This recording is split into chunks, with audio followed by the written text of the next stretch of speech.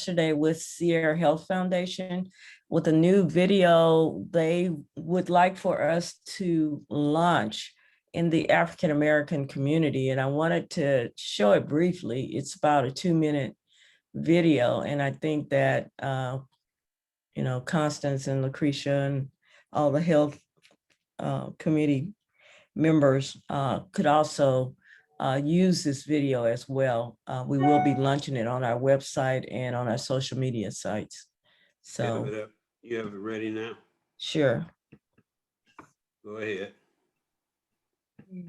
It's a 2-minute. Can y'all hear it? Hello, Black America, and people who clear what Black folks are doing. My name's W. Kamau Bell. There's good news out there. There's a COVID-19 vaccine. Yay! But the bad news is, as Black folks, it's hard to trust what's going on. So what do? Well, we turn to people we can trust, Black folks. But not just your uncle at the cookout. No. Actually, not him at all. I'm talking about Black scientists, Black doctors, and Black nurses. Okay, first question. The vaccine happened fast, like super fast, like Usain Bolt headed to the bathroom fast. Is that something we should be concerned about? Having an emergency authorization for these medications was critical, but that doesn't mean any steps were cut. Anything where money could be traded off for time, that was happening. Like money was no object. They still have all of the rigor that they use for approving any vaccine. So we can feel confident that the science is still there. The messenger RNA technology has been in development for the last 12 years. So even though you hear this thing about warp speed, believe me, that was not warp speed. And I think the data is real. It suggests it's highly effective. About a week or so after your second dose, the people who had gotten the placebo or who didn't get the true vaccine, their rates of coronavirus continued to climb. Whereas the people who had gotten the vaccine, it just flattened out. What about side effects? Soreness from the injection site. I had a little bit of arm soreness. Arm sore? Is that a side effect? My arm's sore right now. The common things, soreness at the injection site, headache, fever, maybe a swollen lymph nodes. The second dose is when there's more common, those systemic side effects. Is this like one of those pharmaceutical commercials where at the end they talk real fast about the side effects and it's like, you're also gonna get hair from your eyeballs and vampirism? My sister texted me the second day after I got the first vaccine. And I remember she was like, "Are you a zombie yet?" And we just laughed like, "No, I'm not." So the big answer is no. And the reason being is we are not injecting the virus into your body. The vaccine is training your body. It is making those antibodies to fight that disease. So I view it as a positive thing. So here's a question from everybody's uncle. And since I'm an uncle, it's a question for me too. Are the drug companies just trying to get rich off this? The drug companies will certainly get rich. Oh, drug companies are always trying to get rich, but that's not the point, right? That is really how a lot of our innovation happens. That is why the drug companies will spend millions upon millions in research. Were Black and brown people a part of this process, or was it only like white folks, like NASCAR white folks? The trials were intentionally broad and inclusive. Yeah, Black and brown folks have been recruited for the clinical trials. We have ensured that each of the 4 historically Black medical schools, that we are all vaccine trial sites. So here's the big question. How much are you charging us for this vaccine? Right now, getting vaccinated is free. Free? Yes, it's free. Like free. It will be free. Like not even free 99. We have not charged anyone. Okay, should I be suspicious that you aren't charging us? No, because there are some things that the government invests in that for the good of the people. Taxpayers like you and I contributed to the development of these vaccines. What if I'm not worried about getting COVID-19? Like you could say, I never had smallpox. I've never had tetanus. Why do I need the shot? That's why we give vaccines. Vaccines are prevention. I pretty much tell people you're going to be exposed some kind of way, right? So you better be ready to fight. And what about you? Have you? Will you? I got my first dose about 3 weeks ago. I have not gotten the vaccine yet, but rest assured, I'm anxiously waiting. I definitely will be getting vaccinated when my turn comes. I was scared getting it. And then after I got it, I was like, oh, well, I guess it wasn't that bad. When the vaccine went in, I felt this intense amount of honor. Like a lot of people, I like to get my medical information from bizarre, dark corners of the internet that haven't been vetted. Is that a good idea? Oh dear. Please do not continue to do that. That is definitely not a good idea. Unfortunately, on the internet, pretty much anyone can post anything. There are no microchips. There's no stealing of your DNA. No, none of that is happening. Thank you, doctors. All right, I'll let you get back to work. And thank you for allowing me to ask you these questions. Oh, but before you go, just want to let you know, your parents are super proud of you. It's all they can talk about.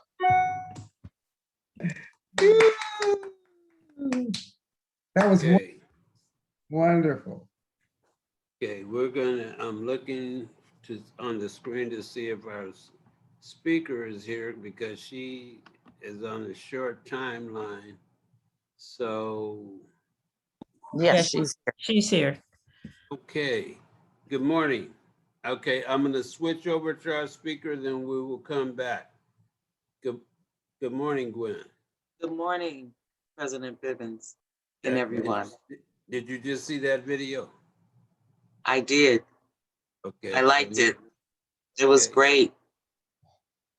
I'd right. also like to get the link as well so I can promote it because I'm definitely an advocate to take the vaccine. I've been vaccinated. Don't be coming to our meeting stealing our stuff, okay? Anyway, ladies and gentlemen, Gwen Correa is with us here today. I'm going to ask you to give a brief introduction of yourself, and once you finish, we will go right into the video, and then we'll have a Q&A after. She's on a tight schedule, so we may have to have her come back because we just stole a little bit of her time that I promised. But go ahead and introduce yourself. Yeah, no worries. Hi, everyone. As you said, I'm Gwen Correa, and I'm with the California African American Action Fund, which is under the African American Chamber of Commerce. And we are in partnership with Energy Upgrade California. So Energy Upgrade California is part as an affiliate of the PUC, the Public Utilities Commission. And we are here, our goal and objective is to get information out to the African American communities about time of use. And time of use is electricity. So when you use electricity is just as important as how much you use. And it's really going to make an impact on your utility bills, especially electricity, because we are trying to educate people, and especially African Americans, that you have to power down between 4 and 9 p.m. Because when you use electricity at that time, you are using more than likely fossil fuel because all of the sustainable energy is used up during that time and everyone's on the grid. So solar power, wind power, those are early morning, late at night. And so we're trying to motivate people to tweak their lifestyles to use power outside of the peak time, which is 4 and 9 p.m. So the video that we're going to show, you'll see myself and you'll see our president and CEO, Edwin Lombard. We're going to talk about ways in doing that and then go and dive deeper into who we are. Okay, let's go ahead and show the video, Dee Dee, please, or Brandon, whoever.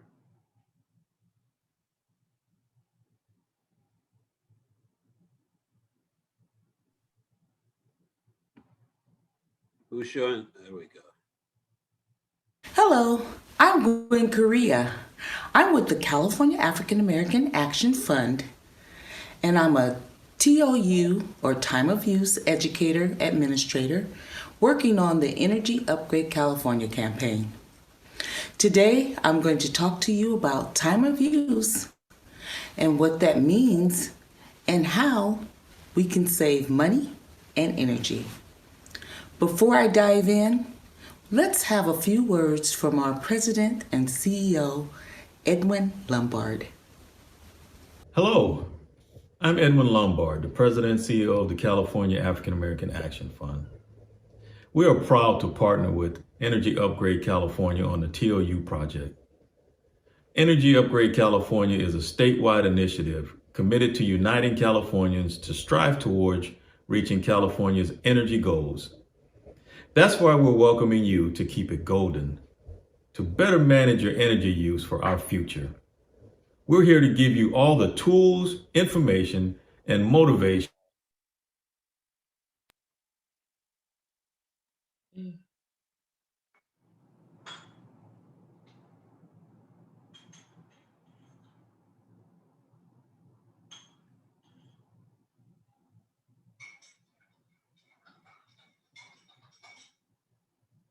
By chance, did the video froze?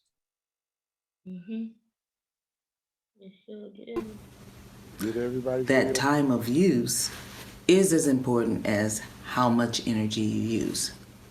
Because during the day when the sun is shining and late at night when the wind is blowing, there's a lot of clean energy available during that time, but less demand. However, demand spikes between 4 and 9 p.m. Wow. And that is the time most of us are on the grid.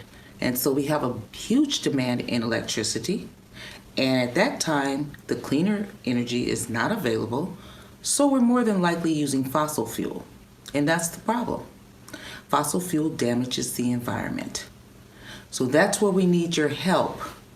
And we will be showing you some tips and some lifestyle tweaks in this presentation that you can do, you can adopt to help you use energy outside of that demand time, that 4 to 9 p.m. So let's get started. So the goal is to shift our electricity use outside of those peak hours, that 4 to 9 p.m. And we as Californians can make greater use of cleaner energy resources like wind and solar power. That's what we want to strive for. So we want to shift our energy demand times so that the demand lines up better with the availability of cleaner electricity, and then drops off when clean electricity is less available. So we urge you, since we are a statewide organization and this is a statewide presentation, to check with your local utility company for their time of use rate plans, because they're designed to encourage you, the consumer, to use less energy during the peak hours.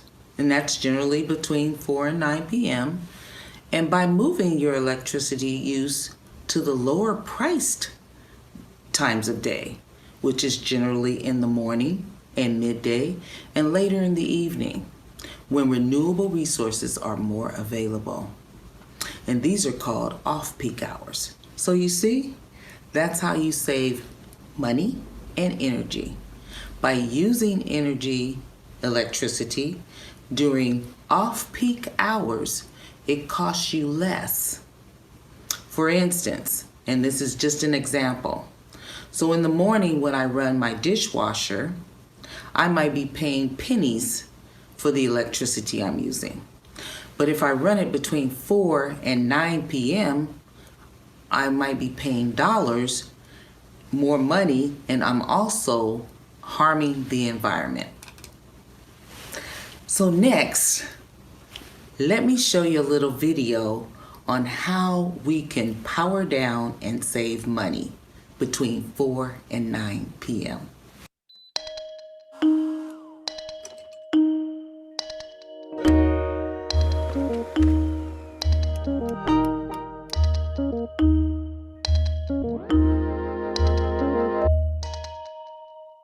The video gave a great time of use tip. Wait, do later, unplug and adjust. So while the time of use will become the new default rate plan, there are some exclusions, as you can see listed here. Some utilities may have different rules, so be sure to check directly with your local utility. There are opt-out options also available. And if you have questions regarding specific rate structures, please talk to your local utility about that as well. We can be the heroes future generations need. We invite you to join the movement. Help us. All you need to do is click the link below and fill out a simple form. By joining the movement, you will have access to monthly newsletters that provide you more tips on how to conserve energy and save money. Help us keep it golden.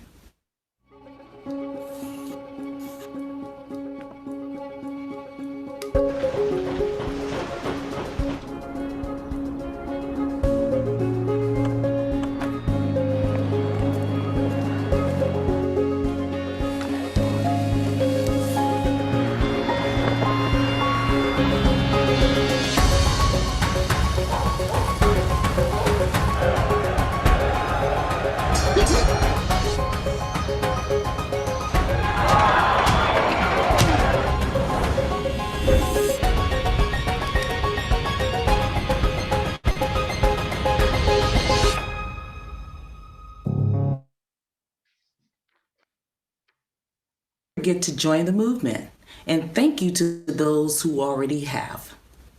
Next up, we have a few short videos that will provide you with some very simple tips that you can do to save money and energy.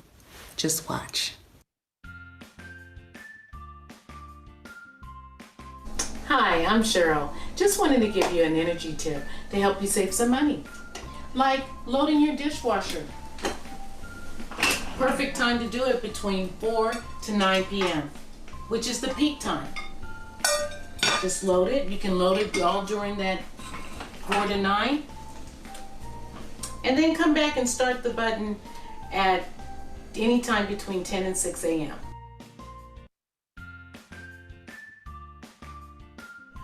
Here's a tip. To save energy and money, use your thermostat to run your air conditioner during off-peak hours. Then nudge it up to 78 degrees when peak hours begin from 4 p.m. to 9 p.m., keeping your health in mind. Or if you have a smart thermostat, I use a Nest, you may set it to the economy mode or Echo. Remember, 78 is great during time of use, 4 p.m. to 9 p.m.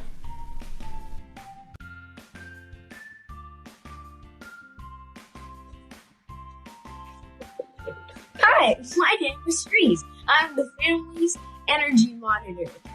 One of the easiest ways to conserve energy during peak hours, which are 4 p.m. through 9 p.m., is turning off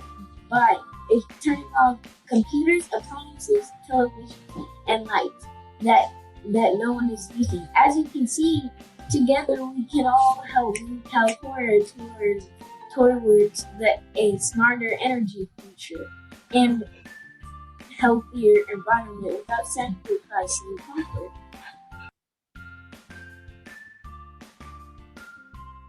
Hi, I'm Jerry. I'm a mother, a grandmother, and a great-grandmother. I'm always doing someone's laundry. Here's a tip. To save money, I like to do the laundry during off-peak hours when energy is less expensive, between 6 a.m. and 4 p.m.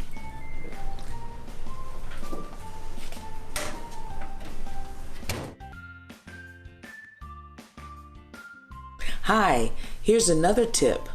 To stay cool, close your blinds, use your fans, and you will save money and energy.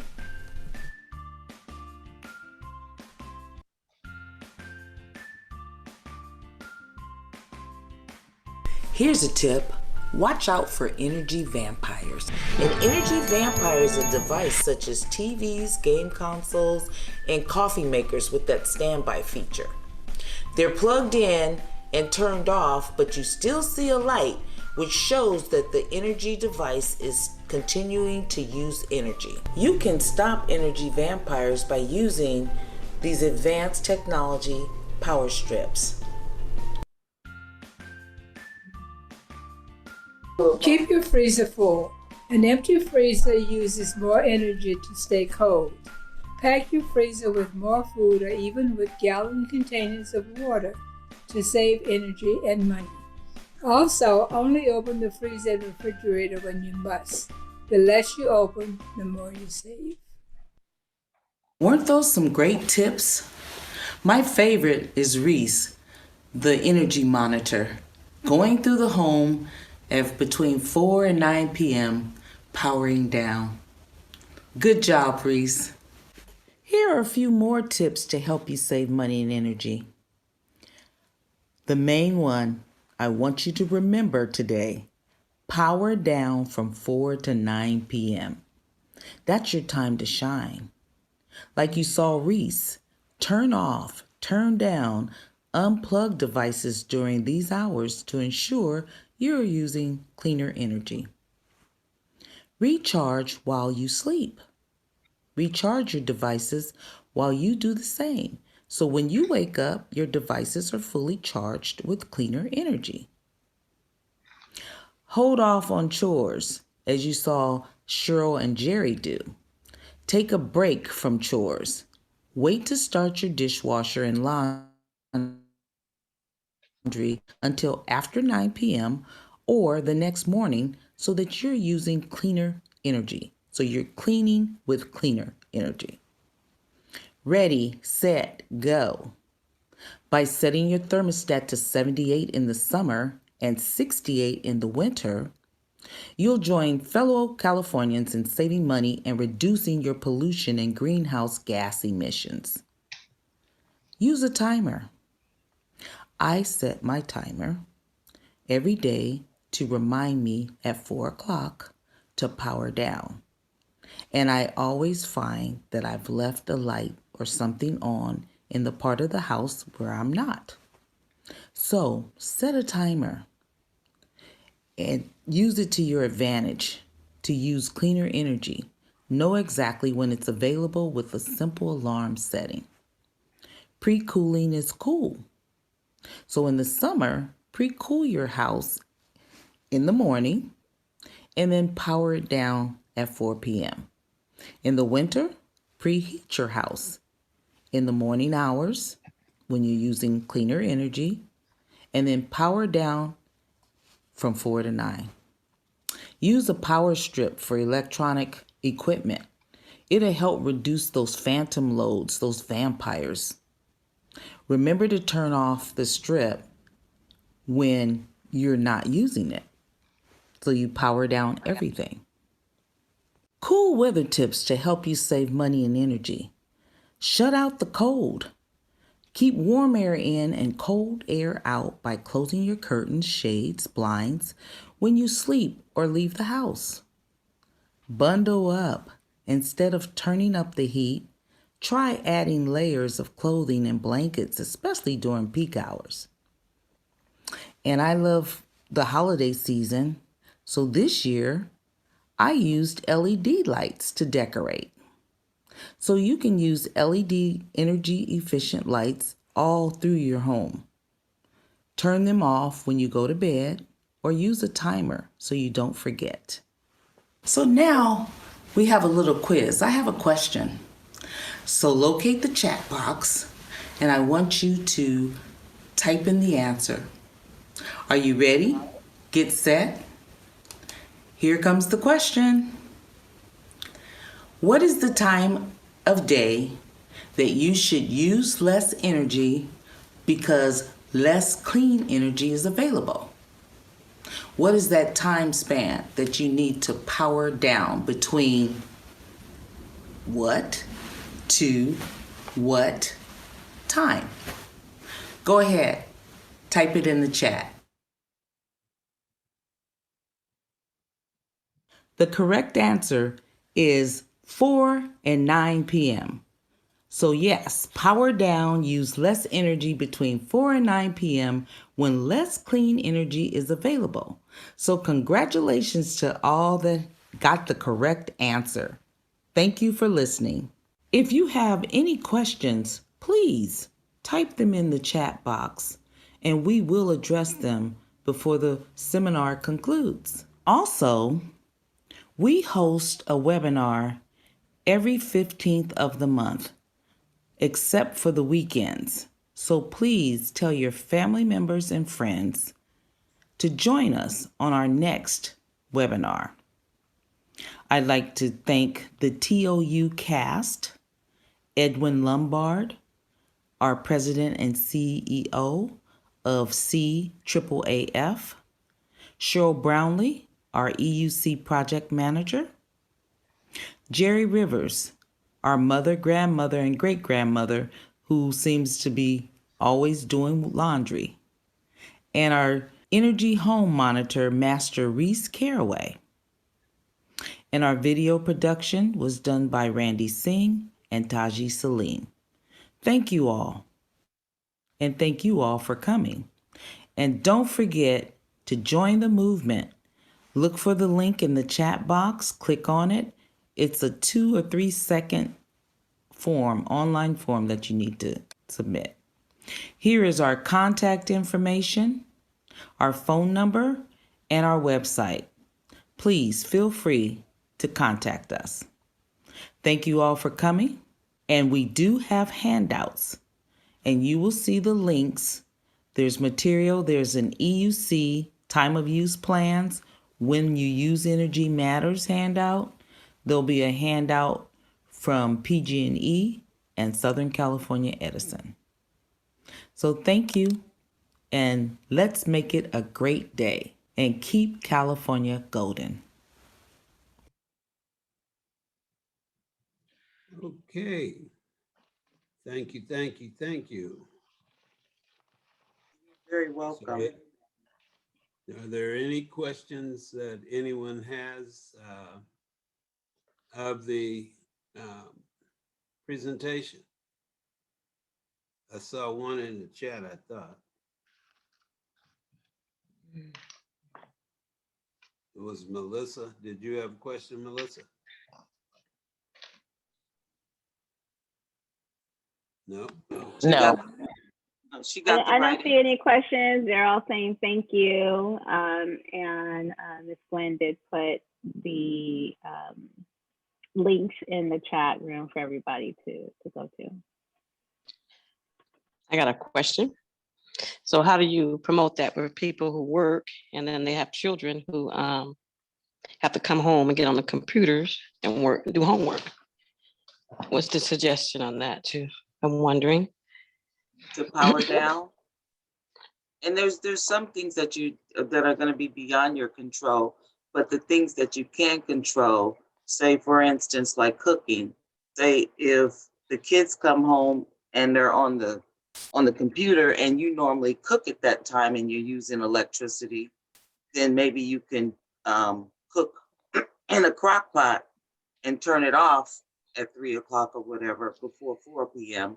Or maybe you can use the microwave to warm up. So the things that you can control, you can power down, but the things that you can't, obviously, I watch my television at 6 o'clock or whatever after dinner or during dinner. And then I power down everything else. I'll turn off my air conditioner. I'll turn on my ceiling fan because that's less energy. So the things you can control, you can. And you can power down things. You can look at things differently as to, well, it's hot, it's 100 degrees. Well, if it's 78 inside your house, you'll be cool if it's 100 degrees outside. So you can only control what you can control, but those things that you can control, we need to power down. And you'll see a substantial, I've been doing this for the past year, and I saw my PG&E go down from $140 all the way down to $19 by just powering down. Thank you.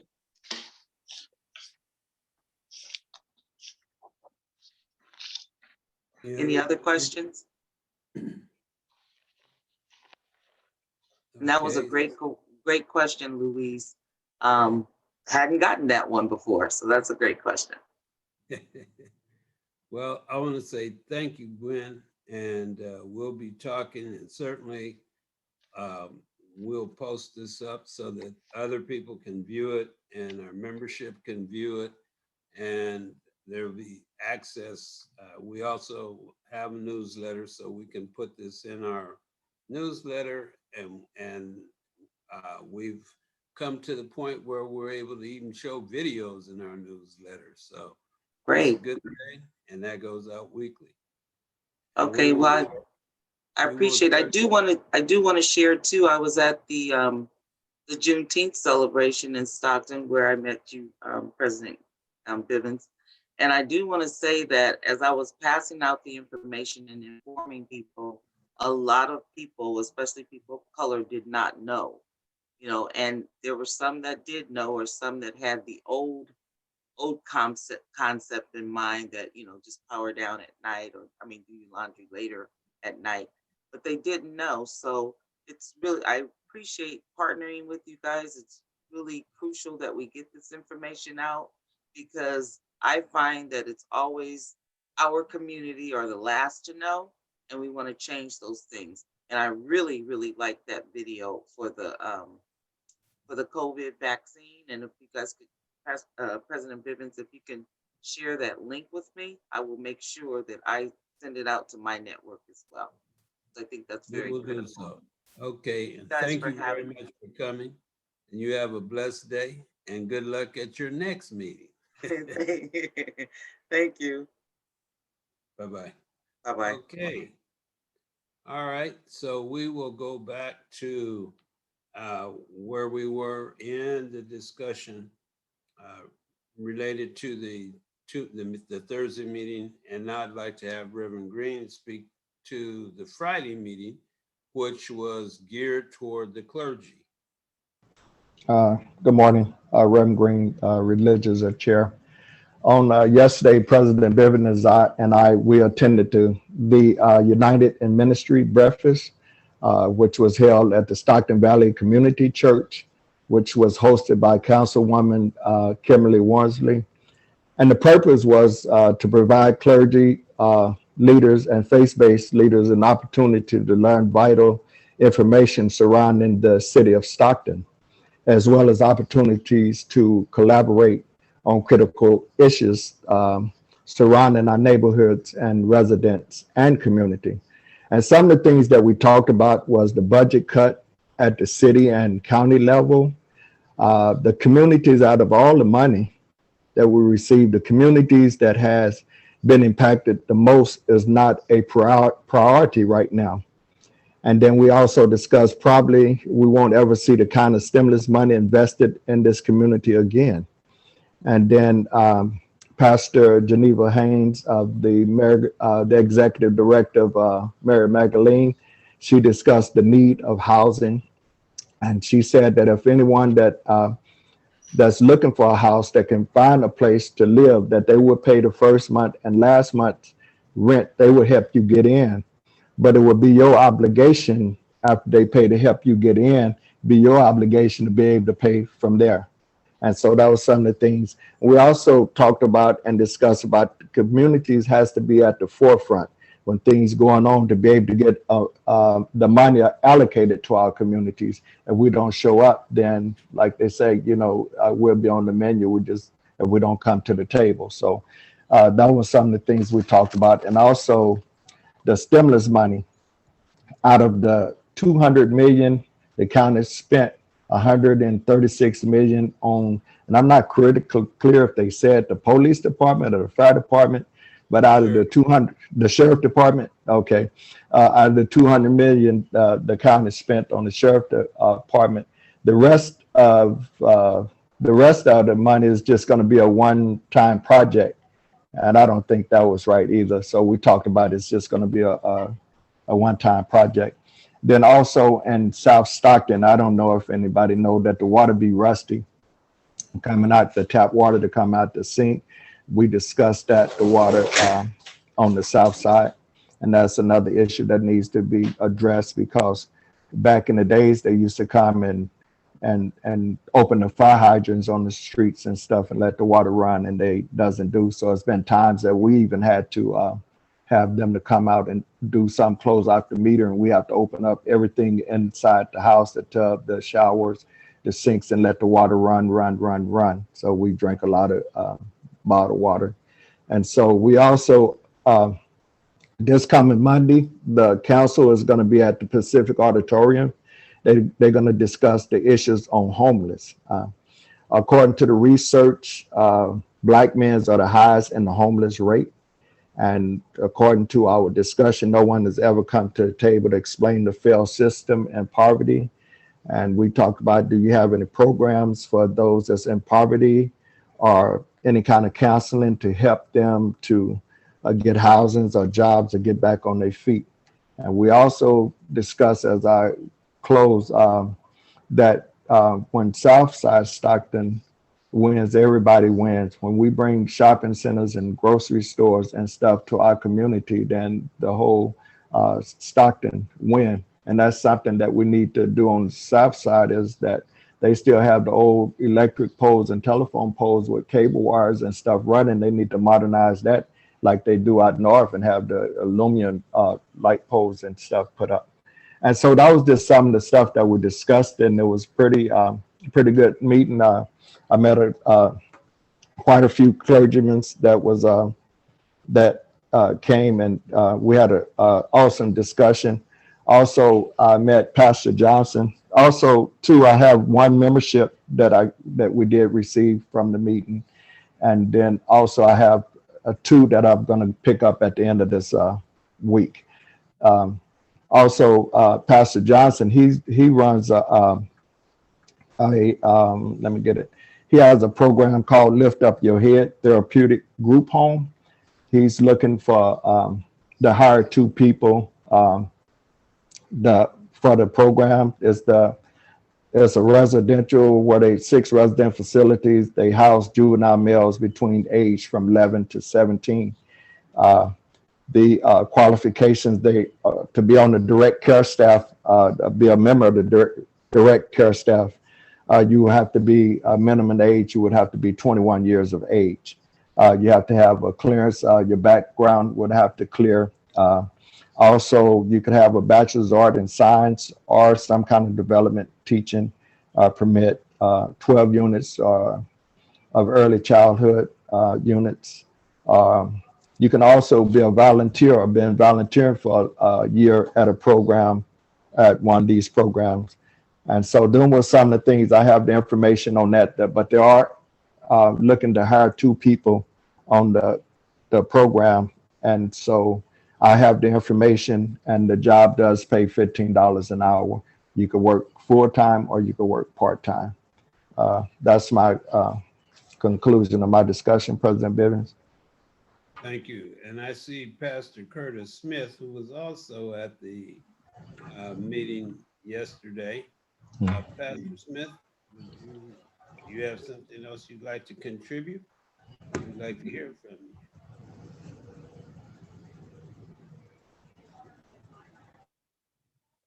you. Sorry, everyone. I am also on daddy duty this morning, so it's kind of noisy over here on my end. That was a very good and thorough, I should say, report. Anything I just want to just reiterate is that, as much as possible as we can attend, these meetings. Again, one of the things I was thinking about that we need to uplift is that, again, a meeting at 9 a.m. in the morning is very not conducive to a lot of people, especially pastors and things like that. So we really have to look at also what times these things are being presented so that we can be well represented and have the equity and access. Okay. All right. Thank you. And Pastor Smith is the executive director for our area for Faith in the Valley. And they are also working along the same lines of many of the things that we're doing. And we do try to collaborate on these things. So it's important, and it adds to the bodies or the number of people that are out to distribute this information throughout the community, because we do suffer from a lack of information going into the Black churches, Black households, and certainly we need more engagement from the churches. So I would ask that all of you speak with your pastor about being involved in with our religious affairs committee, and so that we can address these things. And we have to all keep in mind that we are able to do some things that other groups or organizations focus may not be on. And from time to time, we need them to really get busy, get there and get the word out, because their parishioners are the ones that suffer. So we're all trying to get that word out. So, but thank you on that. So I wanted to try to tie that together with the health, because we're pretty much talking about the same things yesterday and Thursday, just to different audiences, but also the councilwoman, Kimberly Wormsley, is asking for help. She's asking for people to show up, because without that, she's one person speaking, trying to address the issues of our community. And that leaves 6 folks that don't necessarily agree with what's being talked about related to African Americans. And as was said earlier, the outreach has been to all these other communities. And for sure, we've been meeting with Dr. Park for months. We've talked about these things. We've talked about getting a van to go door to door in these communities. And now, as Connie and Lucretia said, we have a data technologist or data scientist that has narrowed down to where we need to go and where we need to function, and he wants to work with us. So I think we can laser in on getting this COVID need being met a little bit better than we are, and we need other folks to do the same thing. So I'll move on back to and to where we are now. And where we really are now is an open discussion. The mic is open because we, as Reverend Green said, we have all of these one-time in a lifetime funds that are available, and city, county, school districts are all planning these things. There's another video from a workshop that we looked at yesterday related to COVID, and this doctor with Sierra Health Foundation spoke to the fact that Stockton Unified is a disgrace. It's a disgrace of what they're doing with the money, what the plan is. And I was going to show that one too, but I wanted to hear from you all and get your input and what you'd like to see us do and what you want to do in it as the NAACP, because certainly there's a lot of stuff out there. We have Andy Baris on here as well today, former school board member and lawyer who understands the budget process as well. And maybe Andy, if you don't mind, maybe you could speak a little to it, and in particular, the public input part of it and how we engage to try to make sure that some monies are set aside to address the issues of our children, and particularly those educational issues related to education and ethnic education. You still here?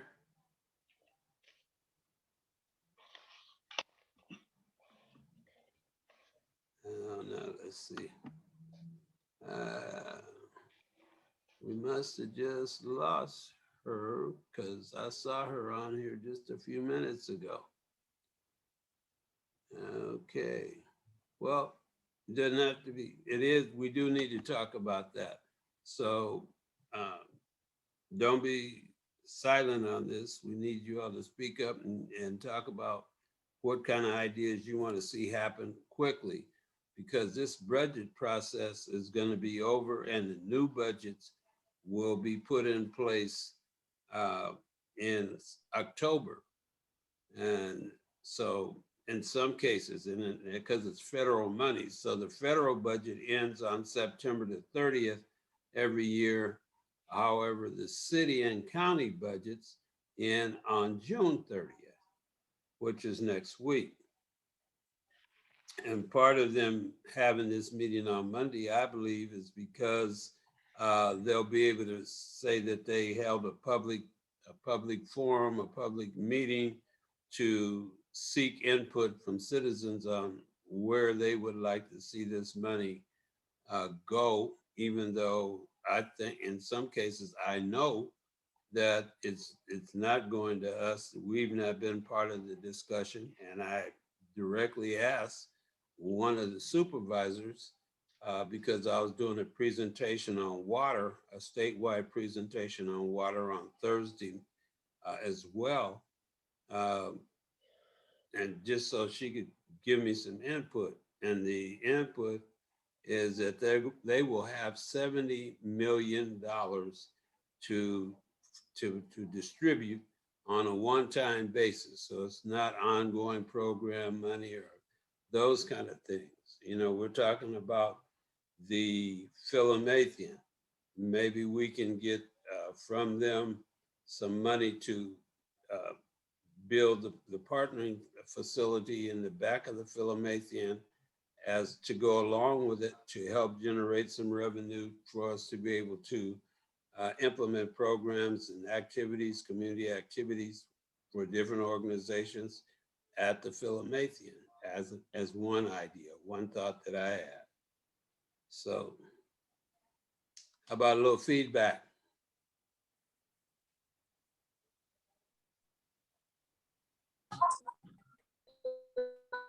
Floor is open. Somebody's talking, but I can't hear them. Like a Your voice, whoever's speaking, your voice is not coming through good.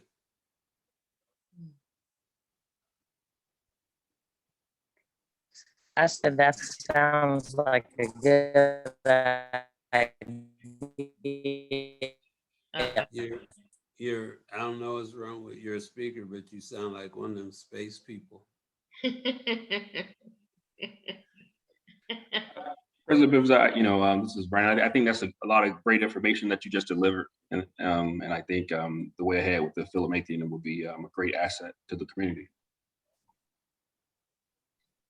Yeah, and I'm open. I just threw that one out as one thought because if we could get enough money to build it or add to it, then we can move on that. We just have to make sure that we generate enough revenue on an annual basis to afford the operation of it.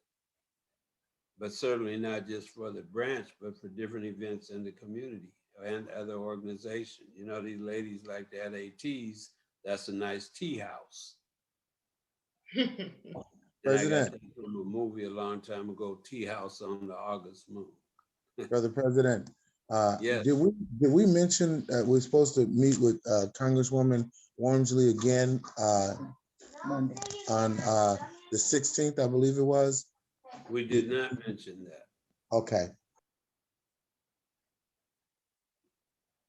And we are reaching out, and she's asked us to reach out to clergy all over the community and try to get more there. Okay, Melissa, you're saying partnering when possible, and absolutely, that's great. I thought I saw Minister Johnson wanted to speak. Did you want to have something to say? No, that was just a question, Brother President, that I was asking. Did we mention about meeting with Congresswoman Wormsley and that date that we set up? But First Lady, Lady J has a question for you, Brother President. Okay, and it's Councilwoman, not Congresswoman. Councilwoman, yes. Yes, sir. Okay. Thank you. Hello, Mr. Bivens. My question, I kind of didn't hear everything you said, and as it relates to the apartment unit that you were speaking about, because it was going in and out. If you can elaborate on that just a little bit more, because I'm trying to follow where you were going with that. On which item? I'm sorry. You said something about apartment buildings? No. I said the Philomathian Center, which is a older facility that we've been trying to do an evaluation on whether we should take it over. It's been offered to us whether we should take it over and do some revitalization with it, but also to put in place a partnering facility and it has a lot behind it. It's to help represent the operational costs of it. So if we upgrade it and accept it, and we are able to get a one-shot lump of money to match with that and put a project behind it so that it can generate revenue for the operation of the Philomathian along with other organizations and or support itself through projects, then that's one of the questions we have on our feasibility study that we are looking at in terms of accepting and operating the Philomathian Club. It's a club that used to be run or is operating it was for white women back in the day, early turn of the century, and I'm talking about the 20th century. And they used to have a lot of social events there. And some of us have had a few social events there ourselves. And it's a nice facility. So that's what I'm speaking of. Mr. President, Dr. Curtis, what's the address of that location, that facility? Well, at the moment, it's being offered to us, and we put some time and energy into seeing if it's a viable task. But the address it's on the corner of Vine and Hunter. Okay. Also, I mean, again, Acacia. I'm sorry, not Vine. Acacia. Vine and Acacia. Okay. One thing I want to lift up too, as you have the open discussion, I wanted to also inform everyone that as far as these funds, the ARP funds, that we mentioned that there's local, there's county, there's city, and there's Stockton Unified. In a meeting with the Stockton Unified police chief, I remember I got his card, got his name, but I met with him and Officer Jesse Smith, who's with the Stockton Unified too, is that some of the things that are going on, I say that we're not informed, is that there's some things that they're also trying to implement for the kids as African American, as Black officers, I should say, they're trying to do some things to help our community from their lens, from their standpoint. They are being told we don't have the money. And so as we know that these funds are coming in, that's mean that they're allocating these towards something else, and it's not to basically better the community. So there's certain things I say that we should have some conversations with some of those officers that they're in position like that are, and then they also have the organization that you guys have brought to town. I remember I was introduced to them through NAACP was Noble. And so I know they started a chapter here as well, and they're running some of these programs through that, through their chapter of Noble. Again, but I was sharing with them that they really need to come talk to us, to let us know, what's going on and what things are being denied because, they want to do some things in the community. They want to do some youth programs and things like that to help improve relationships, of course, with the community and, and law enforcement, but they have their own set of budget, and the superintendent is over that piece. And that's where they're getting their block. And as you mentioned, some of the things that, are being said about, the school, the board, that we know there's some very high tensions that are going on. We had, Candelaria who just resigned. And so we're losing more, again, as we're doing with the council, less and less representation there. So we need more and more public voice, to be able to go into those places and to lift up that we're supporting either these things or that we have a plan of this is where these funds need to go to. So basically we have to simultaneously look at city, school district, and the county and know what our asks are and go to those places and try to get them. And for, I want to say for us, but on behalf of us and the work that we've done in violence prevention, is that we went, when we first learned of the funds and everything that was going on, is that we were talking about if you've heard Biden the last few weeks, he talked about the allocation of funds going towards violence prevention because of the uptick all over the country when it comes to, to violence. So even before that, is that in January, we started asking for a percentage of that ARP funds to go to fund violence prevention efforts, where it means, outreach and intervention supports of our, community-based nonprofits that are already working in these areas. And the city council just approved the city manager's budget, allocating $4.75 million of the ARP funds over the next 3 years towards what he's calling community well-being. And so I'm lifting that up to say, because this is evidence-based community violence intervention programs, outreach and intervention support, establishment of hotlines and warm lines. So I'm saying that let's just get the ask in and let's get the approval. We don't have to know directly and specifically, what it's going to. We can have that. We're going to have to continue to follow up and, and push to make sure it's going where it's supposed to go. But let's get, our buckets, I should say, or what the asks are going to be. We need this much money to put aside for whatever, this percentage going towards this.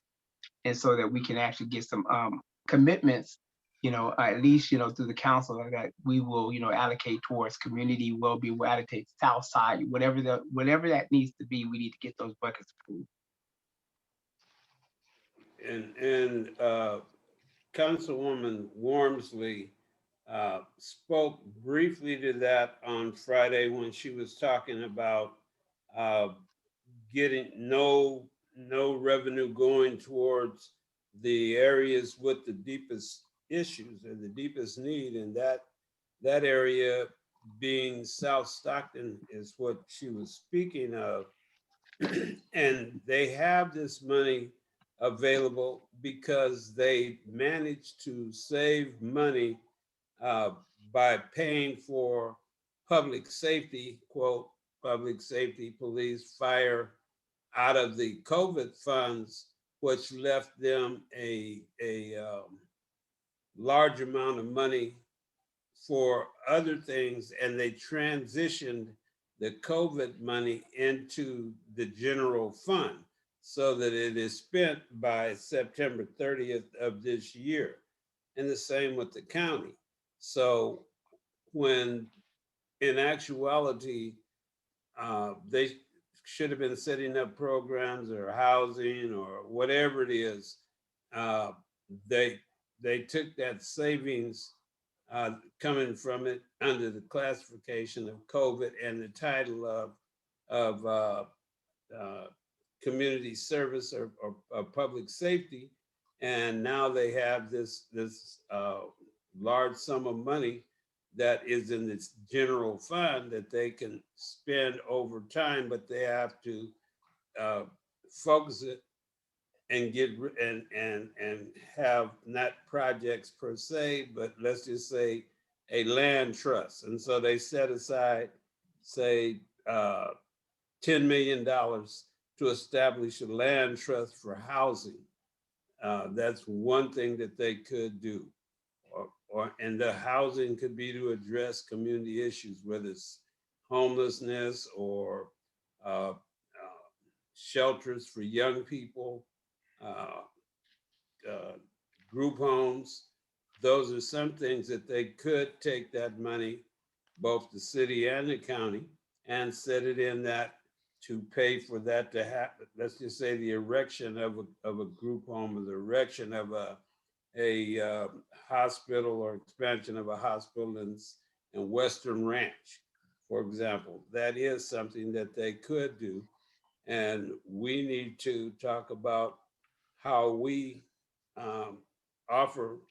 make recommendations as to what we believe as Black folk is a major need, and take that to their agenda, and have them deal with it. Yes, no, or get out of our face, whatever the case may be. Dee Dee? Yeah, I was just going to say that for the county in housing, they have, they get large amounts of funds to go towards affordable housing. And the only city in San Joaquin County that has done any type of affordable housing has been Stockton.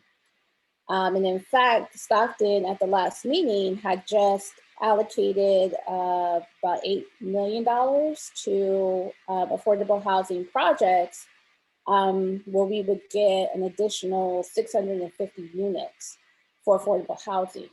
Now that's in Stockton.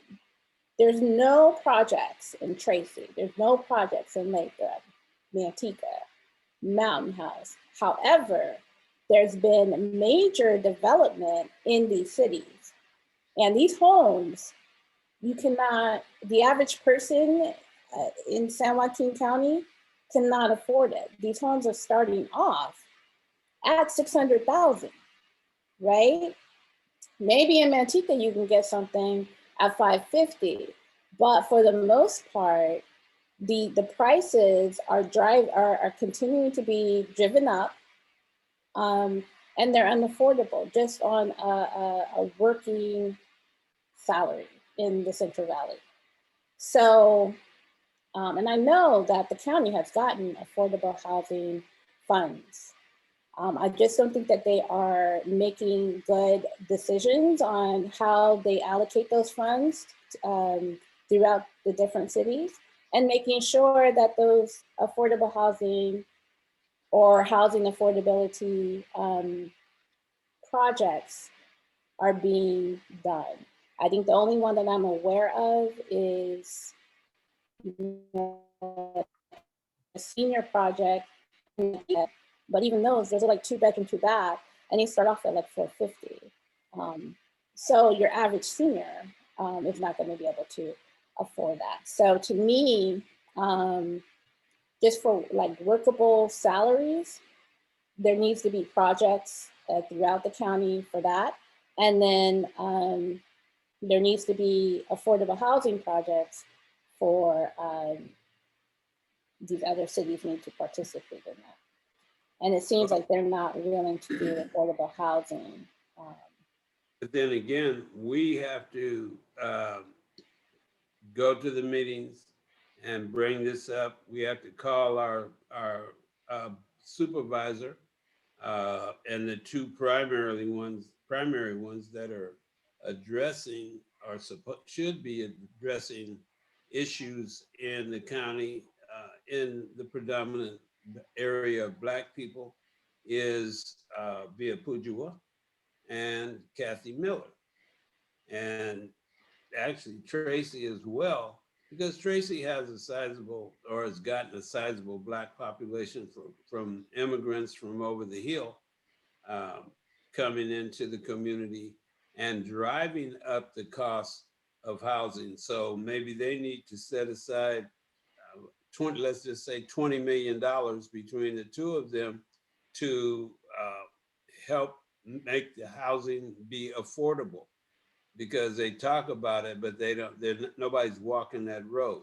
So they could very easily say, we are going to set aside, I like the number $30 million better, $30 million to pay towards it, to establish a down payment program or a equity position, a larger equity position in the house that low income or moderate income people are purchasing, to go along with the education program so that they can keep their house, so that they can do the upkeep and retain the value and let's say the house is $450,000, and maybe they could put $50,000 towards that as a down payment on the property, and then leave a balance of let's just say 400,000 for the community or the new home buyers or second time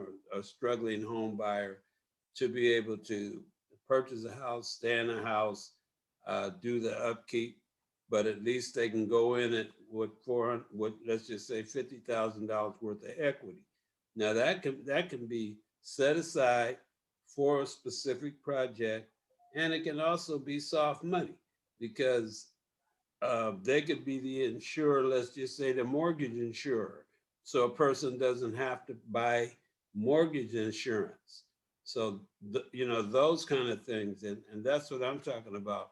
How can we creatively say to the county, well, we'd like to request that you do a land trust in partnership with ABC. And in that land trust, there's $20 million set aside to assist African-American homeowners or low-income African-American home purchasers, and lay out what that would look like.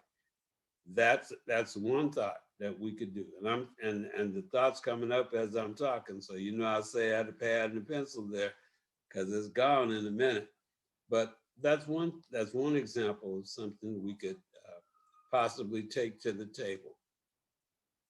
And in partnership with some other organizations, Mary Magdalene is put in place. They got some funds to go out and help elderly people that are raising their grandchildren or children. So, but they could be simply a pool of money put in place. I know Mayor, Nancy is talking about wanting to do some of those things, but governmental people don't think outside the box. It's our job to think outside the box if we want things to happen, because we can't rely on government to be creative. That's not their role. That ain't what they do. They try to keep things in status quo. And our job is to take it out of the status quo to make it be beneficial to the community.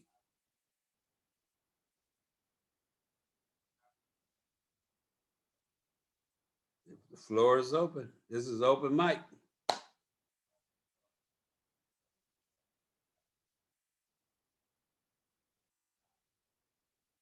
I didn't run you away, Dee Dee, did I? Hello. We need to, hello. realistically need to come up with some things so we can take it to the table. And other folks need to reach out, and maybe we need to have a round table and invite Black organizations to come and submit ideas or whatever, so we can quickly get it to the Board of Supervisors or to the City Council or the school district. Remember, this is one-time money. It's not coming back again. And it's only here because of COVID and because the local governments had the opportunity to move funds around and do different things. And in some cases that they shouldn't even have been able to do, but they did because they were trying to get that money out so quick and trying to address these needs. But if we don't say something, if we don't put something in writing, if we don't come to the table, as Reverend Green said earlier, you don't show up at the table, you're on the menu, and you won't get fed. We won't get fed. Black people won't get fed. So everybody has an opportunity here to give input. And that's what I'm asking for. What is your idea? What is your thought? What do you suggest we do? Mr. Bivens, this is Yolanda Johnson, Reverend Yes. Johnson's wife. So I have a couple of suggestions or ideas, if you will, that I would like to propose. One of which is for African-American males, because there is such a disparity with the African-American males as well for, it's housing, their education, behavioral health. Did you say budget process? Yeah, actually, it's their actual budget process where they're going to determine what they're going to do with all this money. Okay, so my question is there a way that we could put these things in the budget?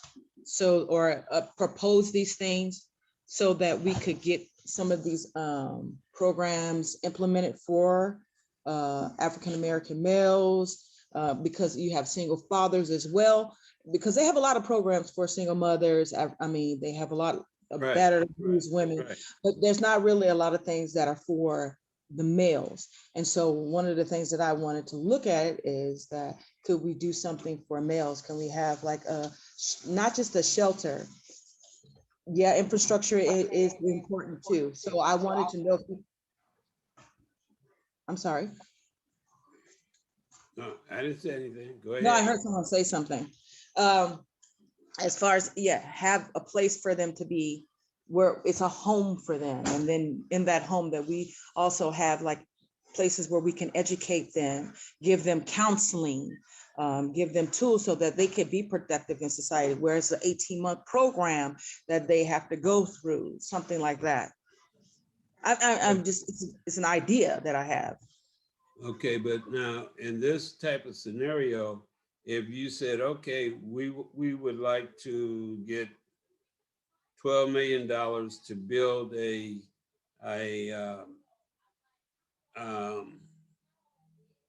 reinvestment program for African-American males, then you also have to be able to put on there how you're going to have your operational maintenance monies, because they're not giving none of that. That's what I'm saying. This is a one-shot deal, and there's no continuing budget for it. So whatever you're going to do is going to be done in one time, and you can't come back and say, well, we thought that this was we knew it's a good idea, and it is, but we need another $150,000 to help operate it each year to pay our PG&E. That's not going to happen. So whatever it is, it has to be, covered in one lump sum of money. And that's why I use the example of a land trust for a Black people's land trust. And I spoke about a housing down payment or something along those lines. But at least that's a commitment of monies that you're not gonna have to go back for. Does everybody know what a land trust is on this, while I'm using that language? Yes, no, did you die? Can you elaborate on exactly what a land trust is? Yeah, I was gonna ask Dee Dee to do that. So Dee Dee, would you do that, please, as our housing chair? President, real quick, I would like to pose a motion to extend the meeting for additional 7 minutes. Oh, okay. All right, Your Honor. All right, so are you moving for an additional 7 minutes? Is that what I heard? Yes, President Bivens, I am moving for additional 7 minutes. Is there a second? Reverend Green. Okay, go ahead. Reverend Green, second. All right, all those in favor, vote by the sign of aye. Aye. Aye. That's 2. Aye. Aye. Okay, any opposed? Okay, hearing none opposed, all those in favor vote, oh, you just voted by the sign of aye, so let's move forward. We will close at an additional 7 minutes, so we'll close at 12:07. Go ahead. Didi, you want to speak to the land trust? Did you leave? Can you hear me, Didi? She may be trying to do 2 meetings at the same time. Anyway, a land trust is a fund that is put into a instrument. It could be a bank, it could be a CDFI, it could be a community development department, a community development organization, where the monies would have a specific purpose related to housing. And the type of housing, it could be for reentry for men, as an example, or it could be, as you said, there's a lot of services out here for women, but not for men. There are, in this area now, I think there may be, what, three or four organizations, Black organizations, that are addressing male housing units for folks that are coming off of addiction, whether it's drug, alcohol, because they all drugs. So alcohol, any items, and they may need to have their records cleaned up while they're in this center. They may need to have their Social Security, if they have some in the bank, changed or modified, or even get Social Security so that they can live, they can have an income, or some resumes, applications, all the things that you do related to re-entry, whether it's from being homeless or coming from a criminal institution or a mental institution. So maybe even there could be a facility for Black men that have some kind of psychosis that they need to have treatment. Mary Magdalene does treatment, they do therapy. They have a program for men also that they're trying to help them recover from trauma. So it could be any kind of thing like that. And so if you already have, Mrs. Johnson, two ideas, or you've already started putting a proposal together. I think I heard you say yesterday that you had a proposal, right? Was that you? Yes, yes, sir. Okay, I'm just trying to put things in perspective. And so that is something that's doable. Maybe, let's say that the county puts $20 million aside, and then a group of churches or business or whomever comes to the table with a matching fund of another $20 million. Then you have you got a pot of $40 million to provide services or to build a facility. Maybe the facility is the canister or the what do you call them, the boxes that sit on the trains for delivery, and I'm losing the thought on it right now, but maybe you're going to do a encampment for men to recover from trauma, a trauma center that's all inclusive, but it's for men only, and they live there for, let's say, 3 months of cleanup, another 6 months of getting their business put in order, and a year's worth of living, and actually it becomes a transitional center. That's one thought. And that's something that can come to the table. And out of that, you have multiple organizations that are coming together to do this. So that's some of the things. But we know what the problems are. But what are we looking for? What are we coming together? Where's the group of people that are going to come together and say, we would like to see a African-American land trust of $10 million set aside. And since we have historically been left out of the loop, we want to add another $5 million to that for services for the recipients' usage.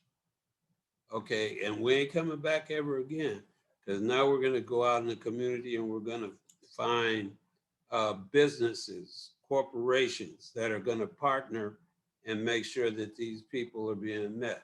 And it's not all government focused. Some investment from the private sector along with the government investment. That would be, and I'm taking a shortcut here for time, but that's one way. And that's one idea that could be taken to the table and say, this is what we'd like to see. You've never dedicated anything directly to African-American males that have been veterans, that have been contributors to our community, that you have locked up because they lost their head one day and had a spousal abuse, So, and they can't get a job now as a problem from that. This is what we want this money for. This is what we want this bank in essence. And we'll be hiring the team, we'll be hiring the medical people, but we won't ever be back because you're going to give us the money to build this facility. That's an example of something that could happen that I'm quickly running through my head. Yeah.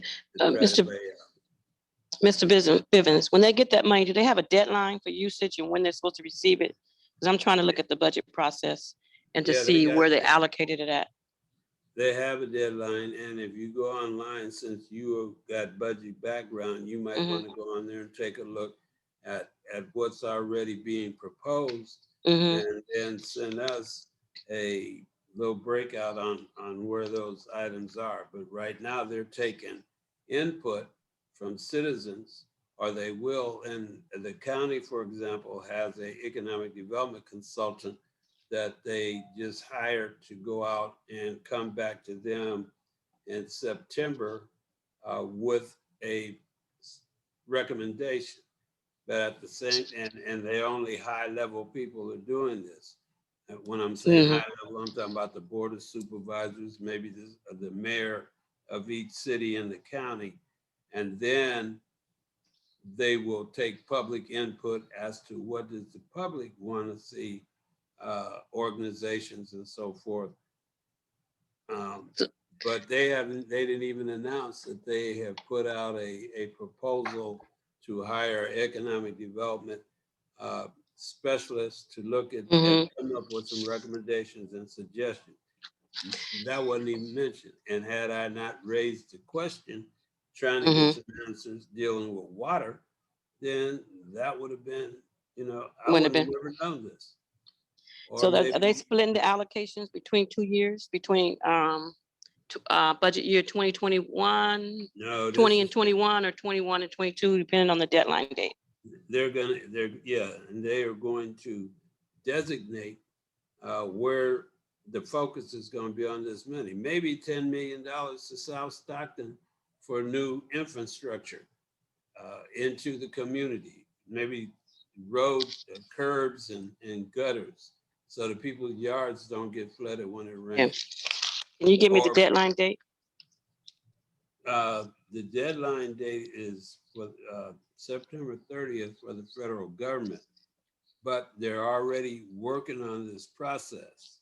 Yeah. And they're working on it as also a part of their annual budget process. So every year, every governmental entity goes through a budget proposal for the public. Then they do a presentation and say, we're going to do this.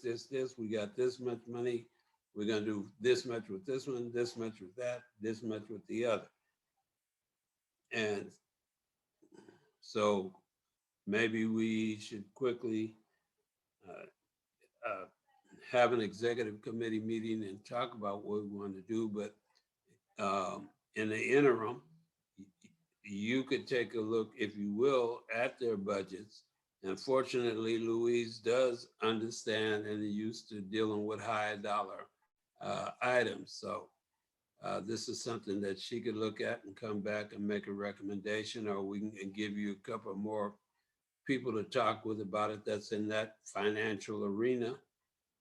We have members that formerly were the head of finance for Stockton Unified. There's a sister that was over finance for the same school district at a later time. We got some Black folk around here that understand how money works.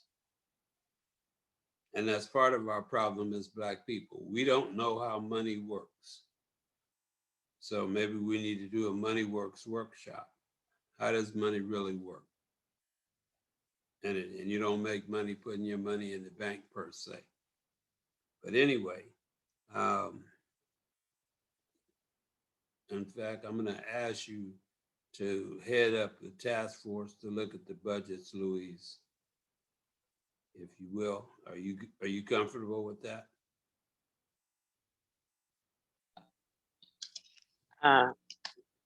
I hope it don't cost a lot of work, but yes, I'm looking at the budget now. I'm trying to get the line out and allocation where they Okay. allocated the COVID money. Okay, and maybe Melissa can work with you on it. Yes, sir. I'll reach out to a couple of other members in the association, and maybe we can come up with something. And we distribute the work, shouldn't take up a whole lot of time of any one person's time, and anybody else that wants to participate on it. Deborah. Okay. I put something in the chat already. Did I answer your question somewhat, Ms. Johnson?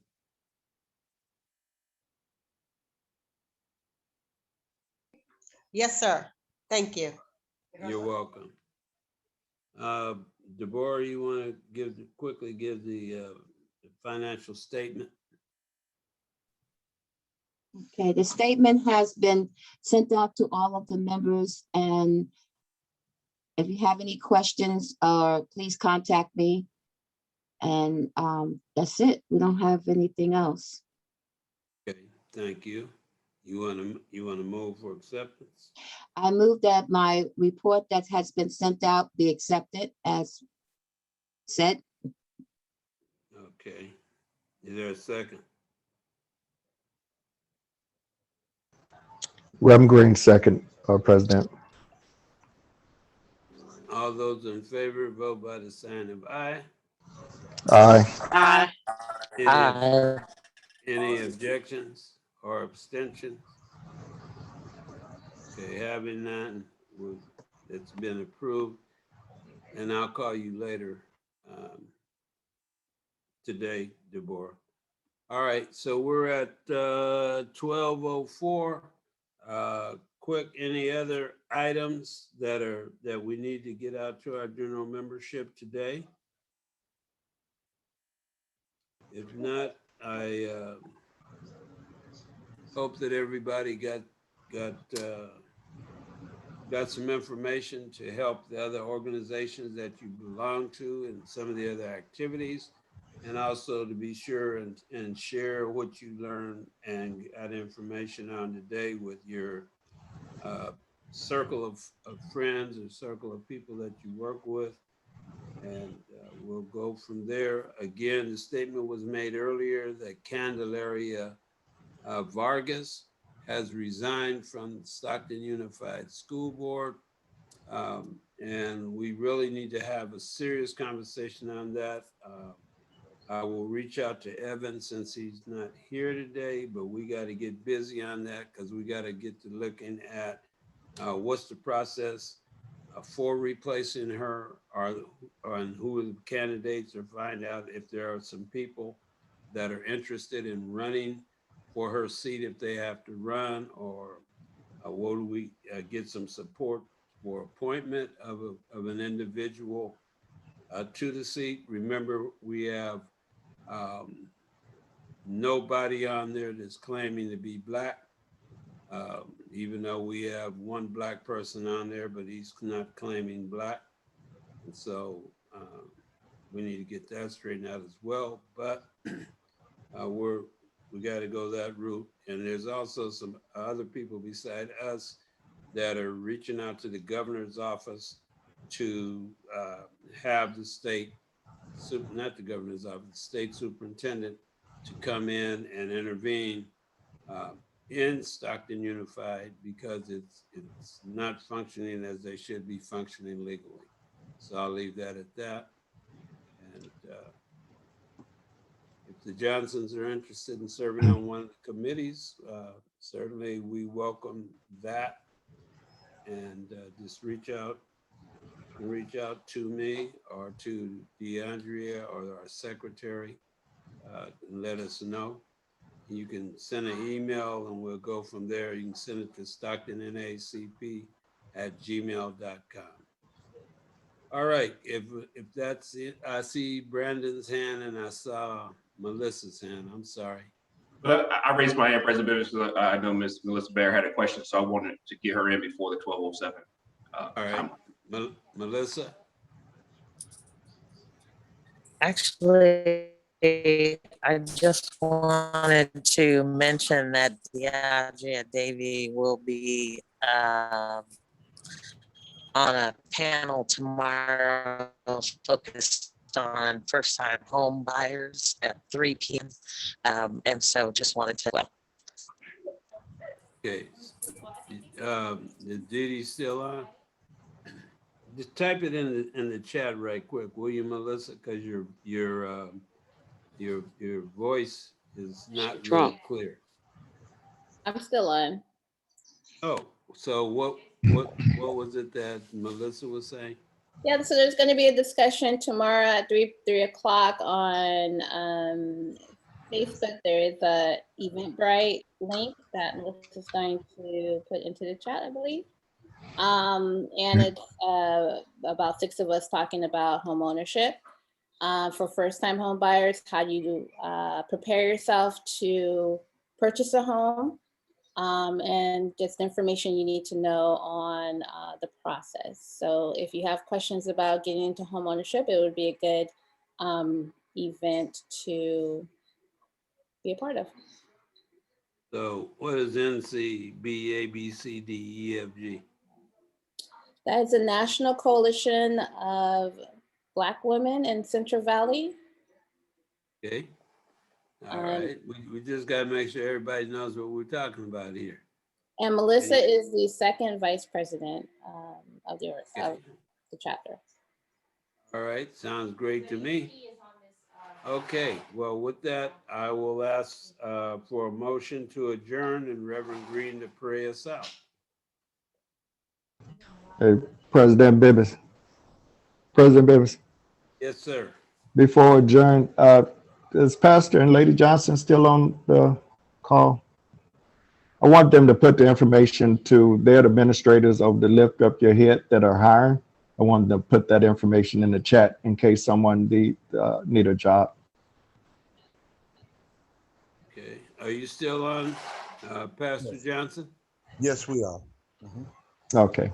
Could you put the information for the hiring process or the contact number, and just in case someone may need the information that's looking for employment?